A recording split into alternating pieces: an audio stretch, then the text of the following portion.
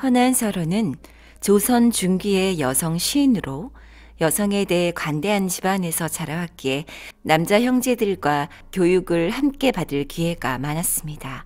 홍길동전의 허균의 누나이기도 하죠.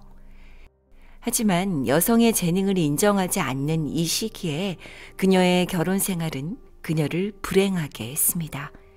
실을 사랑하는 며느리를 이해하지 못하는 시어머니의 학대가 심했고, 이미 천재로 소문이 난 허난서론을 버거워하는 남편은 그녀를 외롭게 했죠.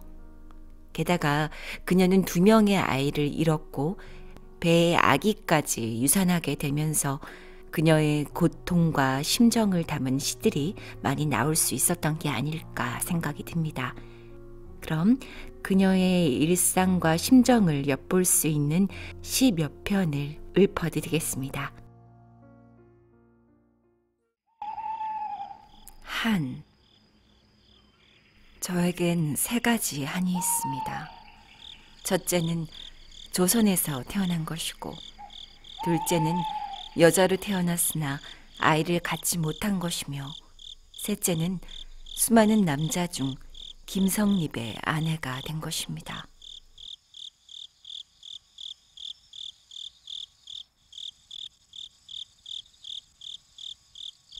가난한 처녀의 노래. 손에 바늘을 잡고 밤이 차가워지면 10손가락이 고다옵니다.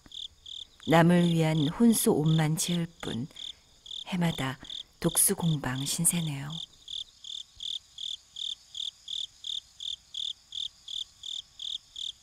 가난한 여자의 노래. 얼굴 맵시는 남들보다 못하지 않고 바느질에 길쌈 솜씨까지 모두 좋건만 가난한 집에서 태어나서 자란 탓으로 중매 할미가 발을 끊고 몰라라 합니다. 춥고 굶주려도 결코 얼굴에 내비치지 않고 하루 종일 창가에서 배를 짜고 있으니 부모님은 안쓰럽다 여기시지만 이웃이야 그런 사정을 어찌 알겠습니까?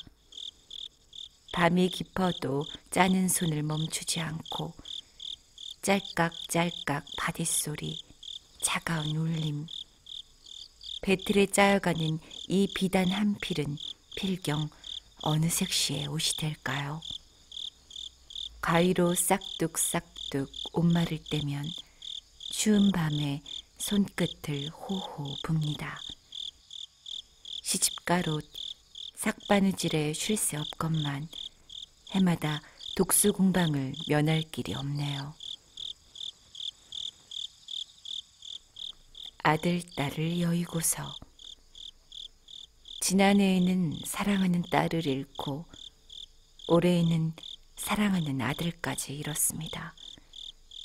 슬프디 슬픈 광릉 땅에 2 무덤이 나란히 마주보고 서 있군요. 백양나무 가지에는 쓸쓸히 바람만 불고 솔숲에선 도깨비 불이 반짝이는데 지전을 날리며 혼을 부르고 무덤 앞에다 술잔을 붓습니다. 너희들 남매의 가여운 혼은 밤마다 서로 어울려 놀고 있을 테죠. 비록 뱃속에 또 아이가 있다지만 어찌 제대로 자라나기를 바라겠습니까?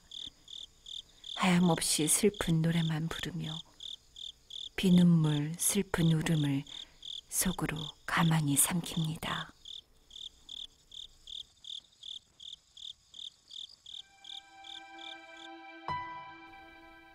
다른 여인에게는 주지 마세요. 내게 아름다운 비단 한 필이 있어 먼지를 털어내면 맑은 윤이 났었죠. 봉황새 한 쌍이 마주보게 수놓여 있어 반짝이는 그 무늬가 정말 눈부셨답니다. 여러 해 동안 장롱 속에 간직하다가 오늘 아침 임에게 정표로 드립니다.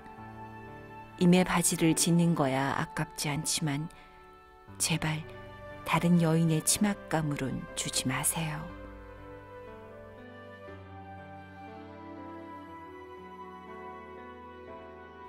오빠 하곡에게.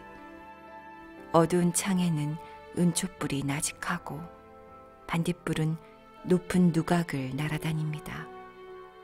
근심스런 깊은 밤은 차가워지고 쓸쓸히 가을 낙엽만 지네요.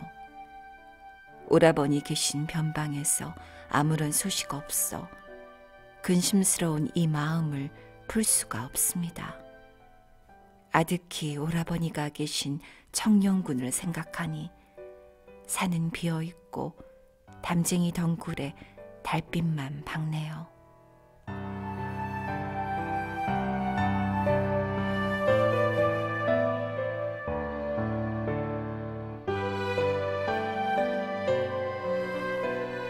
손가락에 봉선화를 물들이고 화분에 저녁 이슬 각비상의 어린이 여인의 열 손가락은 어여쁘고도 기네요. 대절구에 찧어서 장다리 잎으로 말아 귀고리를 울리며 등잔 앞에서 동염했답니다. 새벽에 일어나 발을 걷다가 보니 반갑게도 붉은 별이 거울에 비치네요. 풀잎을 뜯을 때는 호랑나비 날아온 듯, 가야금 탈 때는 복사꽃잎 떨어진 듯, 토닥토닥 분을 바르고 큰 머리를 만질 때면 소상반죽 피눈물의 자국처럼 곱기만 합니다. 이따금 붓을 들어 조승달을 그리다 보면 붉은 빗방울이 눈썹에 스치는 듯 하네요.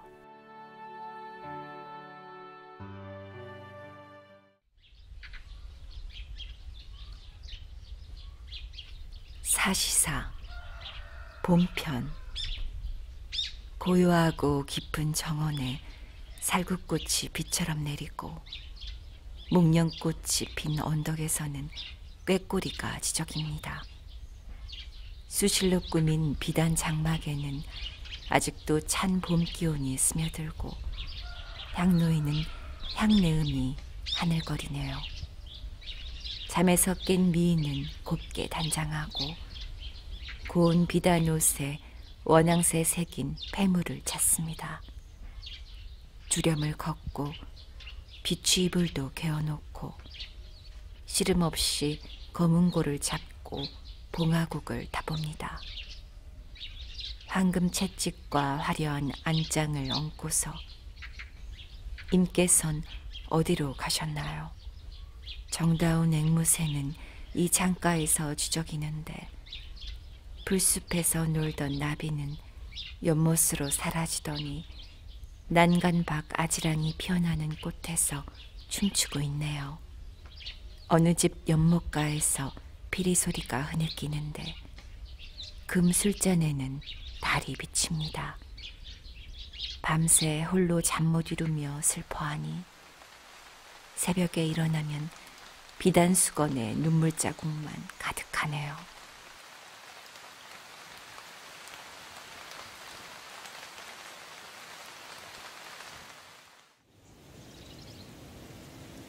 사시사 여름편. 느티나무 그늘 아래 꽃 그림자가 어두운데 대자리에 앉아보니 고운 누각이 시원하네요. 새하얀 모시 적삼에 흐르는 땀방울이 구슬 같고 비단부채 부채질에 비단 휘장도 흔들립니다. 돌층계의 석류꽃은 피었다가 다시 지고 햇살은 처마를 옮겨 발 그림자를 비꼈습니다. 대들보의 제비는 낮이 길어 새끼와 놀고 약초밭 울타리엔 인적이 없어 벌들만이 윙윙댑니다. 술을 놓다가 지쳐 낮잠이 거듭 밀려와 꽃방석에 누웠더니 봉황 비녀를 떨구었네요.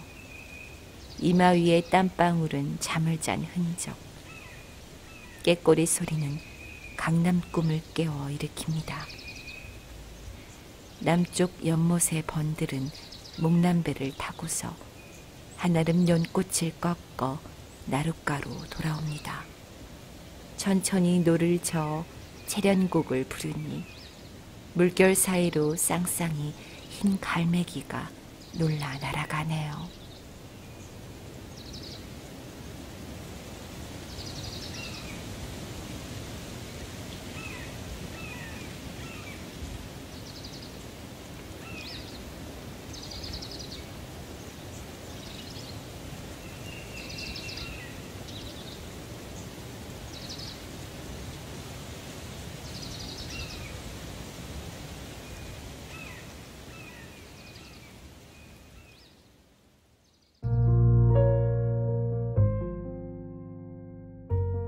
사시사 가을편.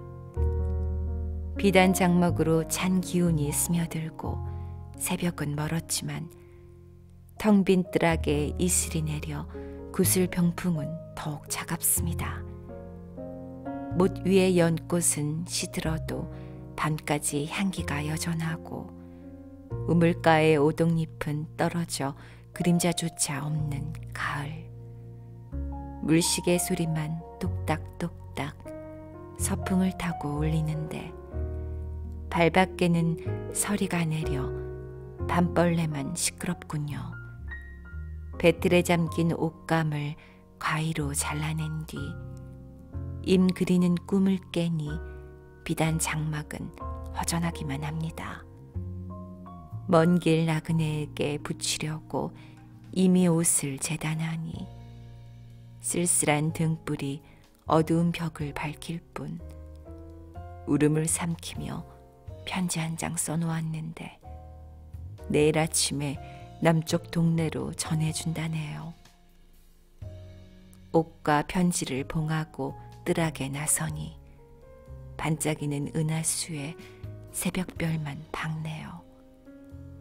자디찬 금침에서 뒤척이며 잠 못 이룰 때 지는 달이 정답게 내 방을 엿봅니다.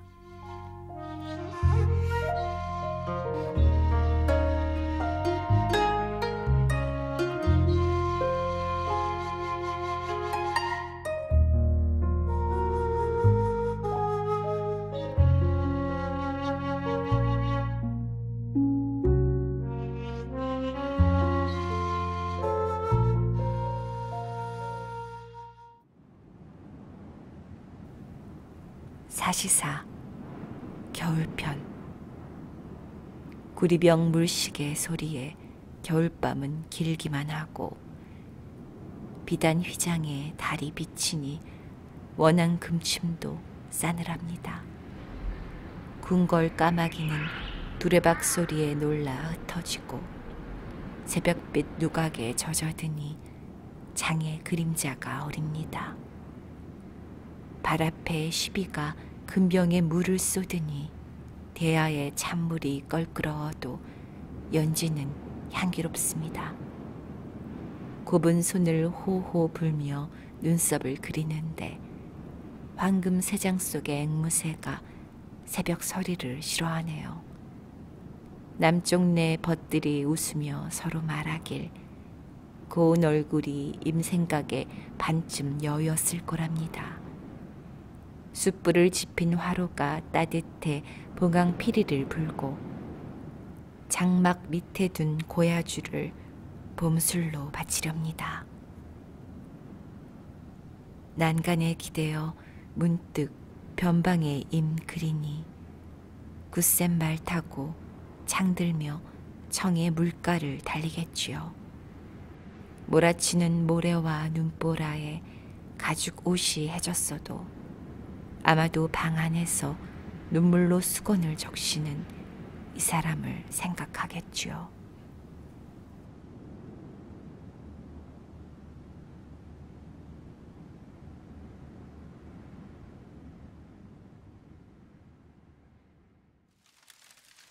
시가 사람을 가난케 한단 말을 비로소 믿습니다. 요즘 들어 재경창과 백가몽 등이 성당의 시법을 받아 시를 익히니 아무도 아니 쓰던 대하의 시풍이 이들을 만나 다시 한번 쩡쩡 울립니다. 낮은 벼슬아치는 벼슬 노릇이 어렵기만 해 변방의 거울살이 후배에게 조차 밀려 시름이 많습니다. 나이 들어갈수록 벼슬길은 막히니 시가 사람을 가난케 한단 말을 비로소 믿습니다.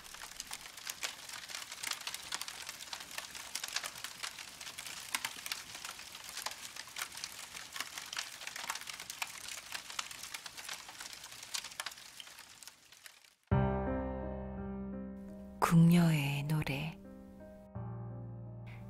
천우각 대궐 아래 아침 해가 비치면 궁녀들이 비를 들고 층계를 씁니다. 한낮에 대전에서 조서를 내리신다고 발 너머로 글 쓰는 여간을 부르시네요. 임금의 행차가 건장대로 납시자 육부의 풍악소리가 장학원에서 흘러나옵니다. 굽은 난간을 향해서 북을 치게 하자 궁녀들이 대궐에 꽃 피었다고 아뢰옵니다. 다웅 보자기에다 건개산 차를 싸서 시녀가 봉함하여 꽃으로 매짐하네요. 비스듬히 인주를 찍어 칡차를 누르고는 내간들이 대신 댁으로 나누어 보냅니다. 새로 기르는 앵무새가 아직도 길들지 않아 새장을 잠근 채 옥루에서 깃들게 했답니다. 이따금 안쪽을 향해 파란 고개를 돌려주면서 농서 지방 사투리로 임금께 우짖습니다. 나래꽃 마치자 뜰하게는 횃불만 환한데 경양루 밖에서 새벽 종소리가 들려옵니다. 임금께서 조원전에서 할애를 받으시니 햇살이 붉은 문에 비치자 대신들이 절을 합니다. 날이 저문 뒤 자물쇠로 대궐 문을 잠그면 얼굴을 단장하고 임금님을 모십니다. 아감님이 침전 앞에서 비밀 쪽지를 가리키며 임금님의 은총을 얼마나 받았느냐고 자꾸만 물어보는군요. 화로의 골탄불은 봄이 온 듯 따뜻하건만 팔자 눈썹이 마음에 안 들고 분도 고르게 안 받네요. 몸을 꾸민 구슬과 비치가 이상하게도 따뜻하니 육궁에다 추위 막는 보배를 내리셨군요. 할 일 없는 가을의 대궐은 조저녁이 길기도 한데 궁인이 다가와서 임금님을 모시지 못하게 하는군요. 이따금 과일을 잡고 월당에 비단을 잘라 촛불 앞에서 한가롭게 원앙새를 수놓습니다. 새벽부터 장신궁 문이 열리길 기다렸건만 내가는 금세 문을 잠그고 그저 돌아갑니다. 예전엔 남들이 입궁한다 비웃었건만 오늘 아침 내가 들 줄이야 어찌 알았겠습니까? 피양전 안에 단장한 궁녀를 만나보니 은총을 새로 받아 자리가 높아졌네요.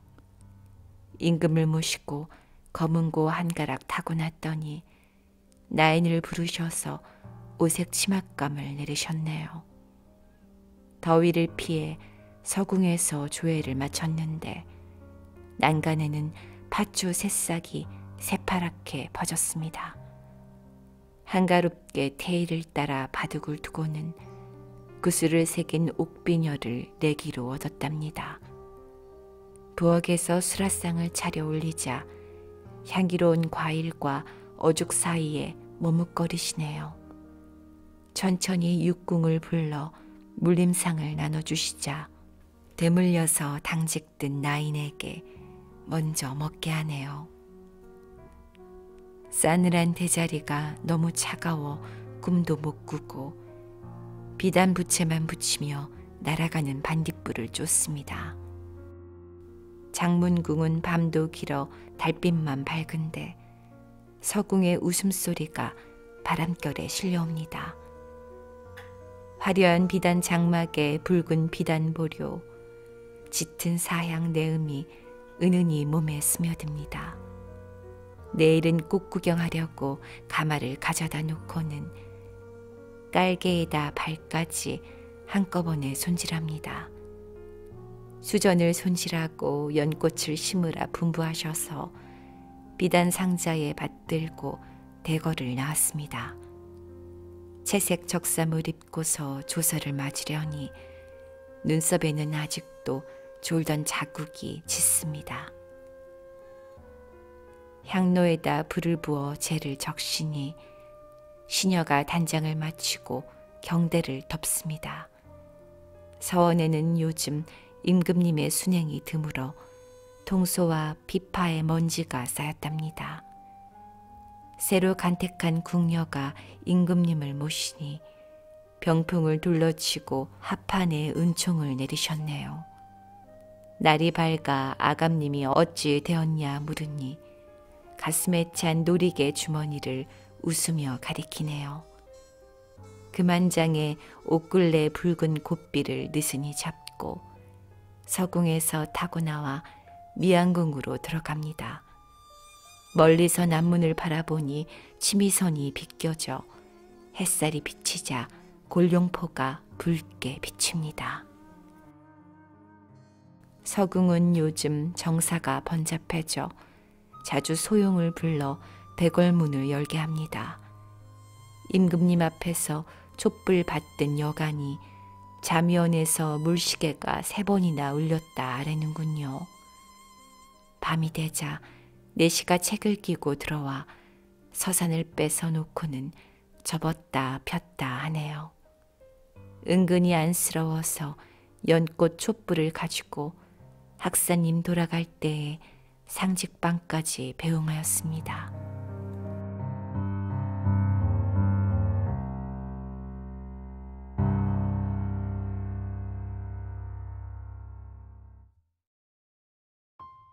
마지막으로 헌안설화는 27세에 꽃다운 나이에 목숨을 거두게 되는데요. 자신의 죽음을 예언하고 지었던 마지막 시를 읊어드리겠습니다. 푸른 바닷물이 구슬바다에 스며들고 푸른 난새는 채색 난새에게 기대었구나. 부용꽃 27송이가 붉게 떨어지니 달빛 서리 위에서 차갑기만 해라.